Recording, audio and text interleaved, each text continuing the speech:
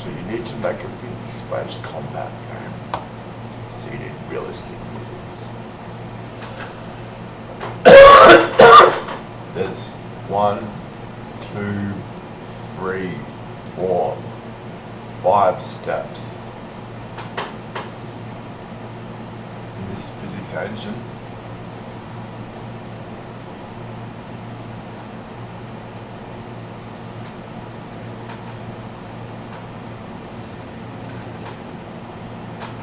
First thing you do is add gravity, and then you continue on your momentum.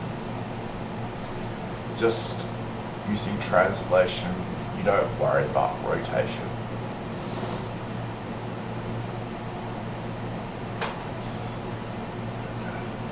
When you set your geometry, here's a cube,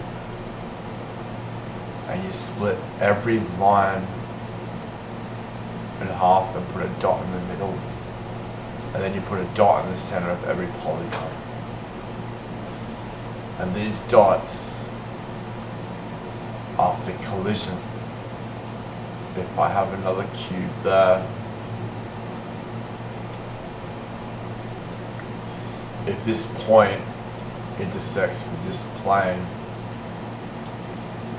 you move that, you spawn the dot there, and then it has a little stick, and then you can do your collision detection the same way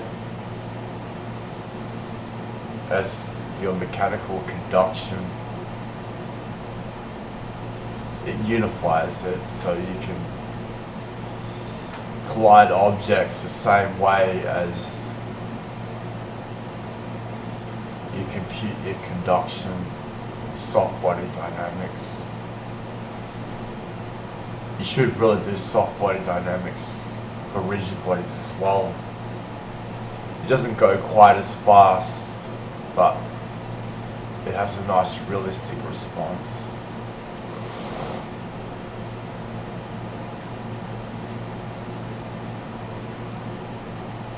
And so add gravity, add velocity, then compute tendon lengths. Say I've got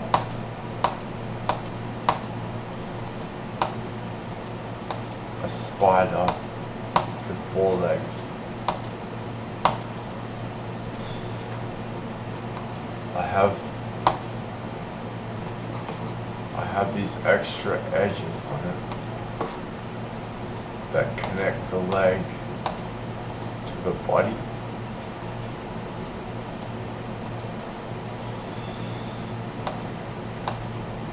And if you just rotate the spider to its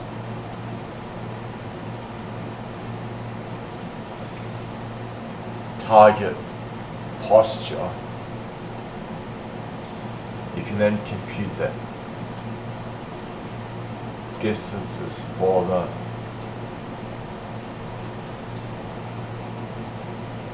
tendons. And if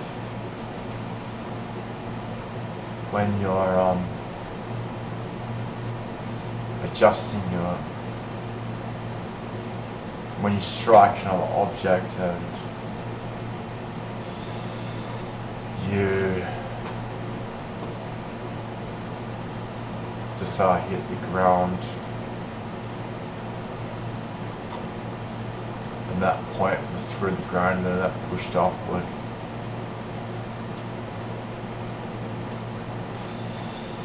You've got to make the sticks push out of the ground so it makes the box spring out of the ground, but yet maintaining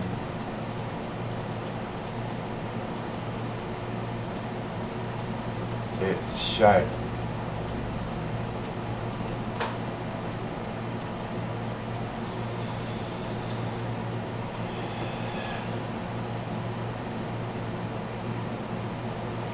So the computing tendon lengths is this thing, compute collision tendon lengths is this thing.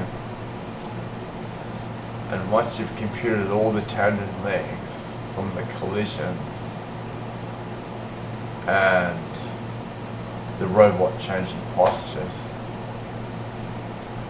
there's only one thing to do. You just got to stretch them all. You got to make them all maintain their shape. And then maybe add an extra point in there, 2.5. Collide with floor.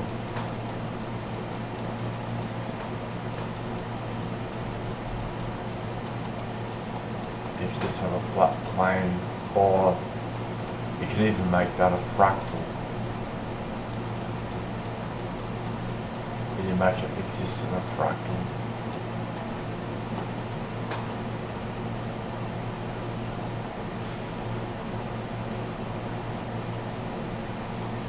And so there's 6 steps.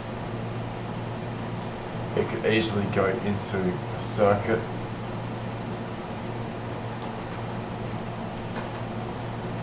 And that does all your PVC games, physics-based combat games. Ragdoll Fighter is a new thing to do. Do it all black box code and get the circuit done. So this is a very poor explanation of it, but it really is small. There's no need to get out the object oriented.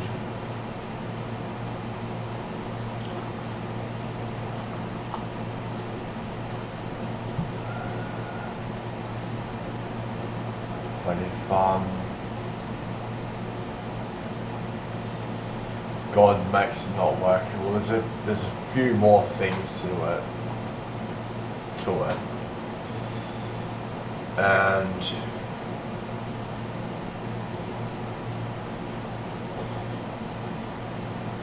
when I'm de-stretching one of these sticks, I can adjust both points to make it maintain the shape, this proper length, or I can adjust the left or the right, and I can still maintain the length by adjusting the left or the right. So when my stick has penetrated the ground and it's been deflected up like that, I'd actually like to spring out of the ground and just adjust that one point on the end there. And strange things was happening to me when I was just doing that one simple thing.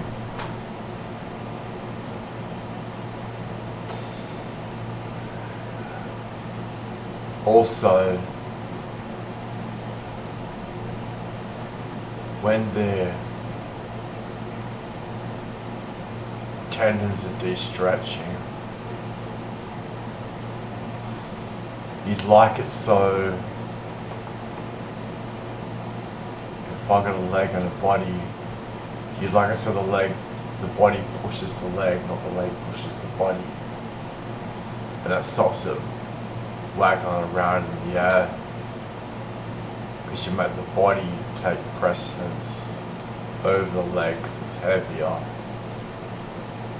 And then the leg movements don't move the body, they only move the leg, which is more realistic. Also, there's something realistic you can do is when you're stretching it, it goes really slow and I'm like a bother. But you can sort of make it more realistic if just had a hammer thrown through the air. It's actually the body of the hammer sort of takes precedence over the handle, and it actually spins around the hammer. The handle spins around the hammer, not the hammer around the handle. So it's got to do with weight, how you make one end of the stick overrule the other when adjusting the length of it.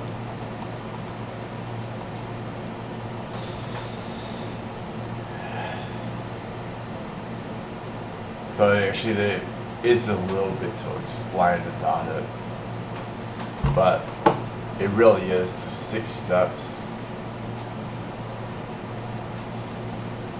Just integrate, compute these tendon lengths to do with collision and posture adjustment.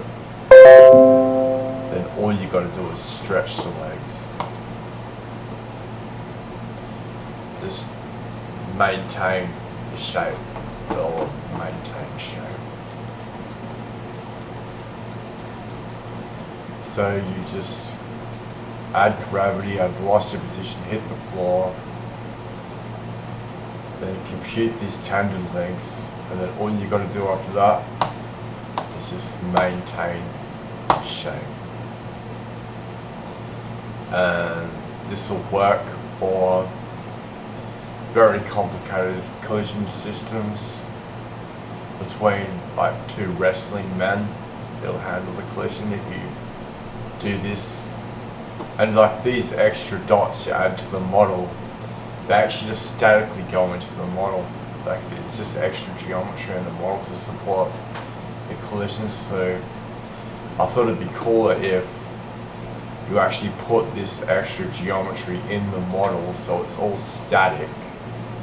So there's nothing dynamic about it.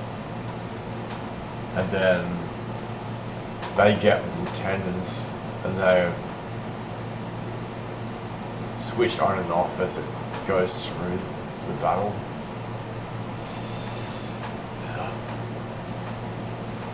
And so all that, there's just a bit of extra data added to the extra points added to the model to help us do the collisions.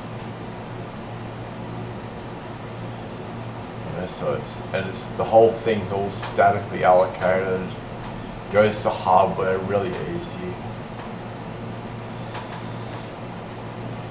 Yeah, it's pretty good. Well, how come you haven't got it done? Oh, that's because I'm a loser.